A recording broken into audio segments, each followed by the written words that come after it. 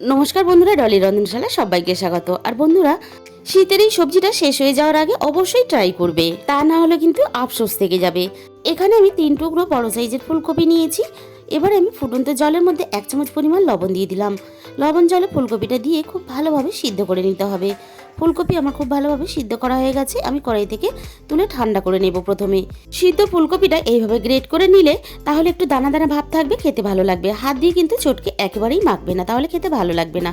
এবারে ফুলকপির মধ্যে আমি দিয়ে দিলাম ছোট বাটির 1 বাটি পরিমাণ বেসন, দিয়ে দিলাম একটা ঝালের জন্য কাঁচা লঙ্কা। তোমরা কাঁচা লঙ্কার পরিমাণটা বাড়িয়ে কমিয়ে নিতে পারো। স্বাদ মতো লবণ দেওয়ার পরে আমি এখানে দিয়ে দিলাম অল্প একটু ধনেপাতা কুচি, আর এখানে দিয়ে দিলাম 1 চামচ পরিমাণ ঝাল লঙ্কার গুঁড়ো, আর দিয়ে দিলাম 1/2 চামচ পরিমাণ হলুদ গুঁড়ো, দিয়ে দিলাম 1/2 চামচ পরিমাণ জিরে গুঁড়ো, আর দিয়ে দেবো এখানে 1/2 চামচ পরিমাণ ধনে গুঁড়ো।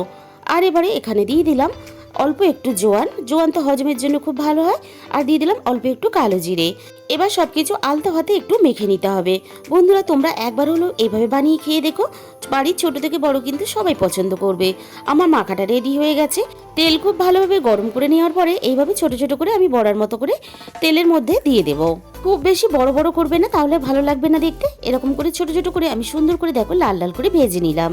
আর এই রান্নাটা দিয়ে তোমরা কিন্তু ভাত, রুটি, লুচি সবকিছুই কিন্তু ইচ্ছে করলে খেতে পারবে। আমার প্রথম ব্যাচেরটা ভাজা রেডি হয়ে গেছে। বাকিগুলো ঠিক একইভাবে আমি ভেজে তুলে নিলাম। আর বড়াটা কতটা নরম হয়েছে ভাজার পরে তোমাদের দেখিয়েও দিলাম। এবার ওই একই তেলের মধ্যে আমি মাঝারি সাইজের 2টো পেঁয়াজ কুচি দিয়ে দিলাম। গ্যাসের আঁচটা কমিয়ে দিয়ে আমি এবার পেঁয়াজটাকে একটু লাল লাল করে ভেজে নেব। দেখো, যখন এরকম পিঙ্ক কালার চলে আসবে, এর থেকে আর বেশি ভাজার দরকার নেই। এবারে আমি এখানে দিয়ে দিলাম 1 চামচ পরিমাণ রসুন বাটা, 1 চামচ পরিমাণ আদা বাটা। পেঁয়াজের সাথে আদা ও রসুনটা একইভাবে আমি নাড়াচাড়া করে ভেজে নেওয়ার পরে দিয়ে দিলাম 1 চামচ পরিমাণ হলুদ গুঁড়ো, 1 চামচ পরিমাণ ঝাল লঙ্কার গুঁড়ো, 1/2 চামচ পরিমাণ ধনে গুঁড়ো ও 1/2 চামচ পরিমাণ জিরে গুঁড়ো। আর সবশেষে দিয়ে দিলাম কালারের জন্য 1 চামচ পরিমাণ কাশ্মীরি লঙ্কার গুঁড়ো। মশলার সাথে পেঁয়াজটা খুব ভালোভাবে কষিয়ে নেওয়ার পরে আমি এখানে দিয়ে দিলাম একটা মাঝারি সাইজের টমেটো কুচি, আর সাথে দিয়ে দিলাম স্বাদ মতো লবণ। টমেটোটা মশলার সাথে একটু হালকা নাড়াচাড়া করে মিশিয়ে দিয়ে এখানে আমি ড্রাই রোস্ট করা কাসুরি মেথির গুঁড়ো দিয়ে দিলাম 1 চামচ পরিমাণ, আর দিয়ে দিলাম 1/2 চামচ পরিমাণ গরম মশলার গুঁড়ো।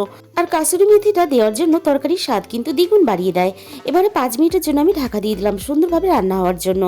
আর মশলার গ্রেভির কালার দেখে তোমরা বুঝতেই পারছো, গ্রেভি থেকে কিন্তু তেল ছাড়তে শুরু করে দিয়েছে। এরপর আমি এখানে 1 গ্লাস পরিমাণ জল দিয়ে দিলাম। আর এই রান্নাতে খুব বেশি ঝোল রাখলে ভালো লাগবে না, বেশ মাখা মাখা হলে তবে কিন্তু রান্নাটা খেতে ভালো লাগবে।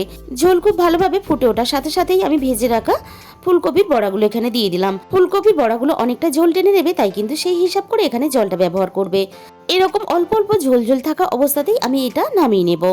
তাহলে বন্ধুরা, আজকের এই রেসিপিটা ভালো লেগে থাকলে অবশ্যই ভিডিওতে একটা লাইক করো। আর যে সমস্ত নতুন বন্ধুরা এখনো পর্যন্ত আমার চ্যানেলটাকে সাবস্ক্রাইব করোনি, এরকম অনেক নতুন রেসিপি পেতে অবশ্যই আমার চ্যানেলটাকে সাবস্ক্রাইব করে নিও। তাহলে আজকে এই পর্যন্ত, দেখা হবে নতুন রেসিপির সাথে।